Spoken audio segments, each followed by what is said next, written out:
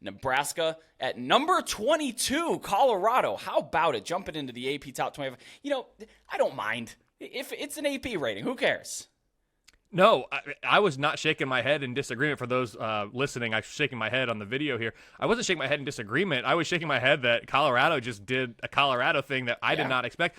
Brett, I have them number 3 in my most deserving rankings. If you are now, and I don't have them power rated anywhere near 3 or even 22. Who knows? They keep playing like they are. They could be climbing up that list quickly. But in terms of what they've accomplished this year, relative to what the average top 25 team would be expected to have accomplished against that schedule this year, they have the 3rd most impressive resume by my numbers right now. So, yeah, I'm not shaking my head about them being ranked. They deserve to be ranked right now.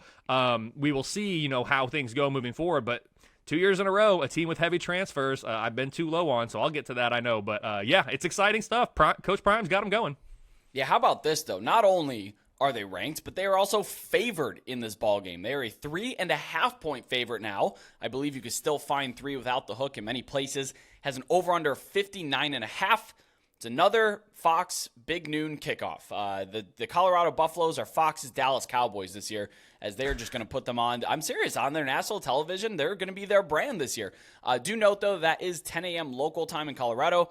Didn't matter last week. Not sure that's going to matter a whole lot this week. I mean, this game is sold out. I love this matchup. It was an awesome matchup in 2019. Had a walk-off field goal in overtime. Prime's going to have these boys ready to play their first home game against the historic rival. I know the coaches haven't been involved in this rivalry. Obviously, the players have not been, but the fans certainly have, and Deion Sanders certainly knows how to get his guys up here. This actually opened up Nebraska -1.5, or reopened, I should say, because they were 8.5 before the week got underway. But then it moved really quickly. People were big on Colorado. I'll be honest, I actually jumped on an early money line there. That's not actionable information at this point, but I did jump at Colorado money line on the plus side of that there.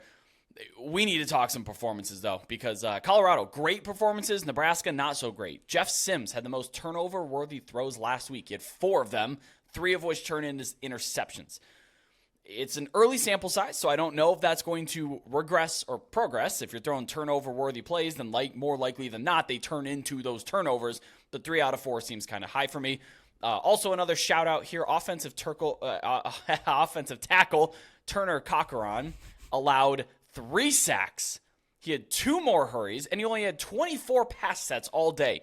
That resulted in a 0.0 pass blocking grade from PFF. Nebraska's offensive line did not hold up very well against Minnesota's defensive line.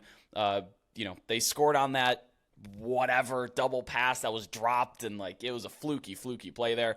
But still, Nebraska had a 95% post-game win expectancy against Minnesota, but they Jeff Sims their way into a loss. They held Minnesota just 3.6 yards per play, so the defense showed up. They Nebraska'd it. They just did. Colorado, they're playing a much, much better defense this week. I was very disappointed with TCU's defense last week. I thought their play calling on both sides of the ball was just inexcusable. They looked confused. They looked surprised. It was just bad. And I think they're going to play a team that's going to be a little bit more buttoned up on the defensive side, but of course a much worse offense while we're at it. But it was still an undeniable dominant performance from Shedeur Sanders, Travis Hunter, Dylan Edwards with 4 touchdowns. How about that little speedster there?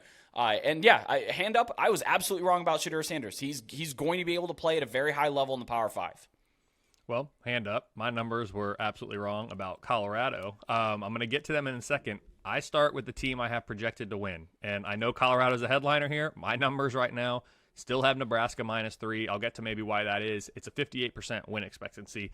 Nebraska's coming off yet another one-possession loss in walk-off field goal fashion. It gave Minnesota that 13-10 victory, as you talked about, Brett. At this point, it's just ridiculous how many times Nebraska is losing close games, and it doesn't matter who the head coach is. It's just, they're cursed. It's crazy. They've got to change that somehow, some way. I thought 2022 would be the year after a good team in 21 with so much bad luck. Well, 2022 wasn't the year. 2023 starting off the same way. Despite the loss, though, the Huskers are actually up half a point in my ratings from last week. They're coming in at number 50 now. The offense was worse than expected. They fell from 68 to 76, but you mentioned it. The defense was much better than expected, rose from number 48 all the way up to number 22. You can ask how good is Minnesota's offense. You can ask about any team in the Big Ten West. I get it. We are adjusting for opponent here. This is what we're going for. I currently have the Nebraska defense as the best unit in this game, and they're certainly going to be tested by this Colorado offense. Yeah, I wanted to just back you up really quickly to interrupt here. You said that you have Nebraska favored. I have an interesting stat that I have been tracking since Chris Fallica first, the Bear, had brought it up a few years ago. Unranked teams like Nebraska that are favored over teams ranked between 20 and 25, I know it's a lot of qualifiers, but a classic thing, Nebraska at 22 Colorado, have won 28 of 35 matchups straight up since 2010. Last year, those teams went 6-3. So the odds don't favor them currently, but they did open as favorites, and your numbers are saying that they are favored here. That's just an interesting trend. It's an interesting statistic.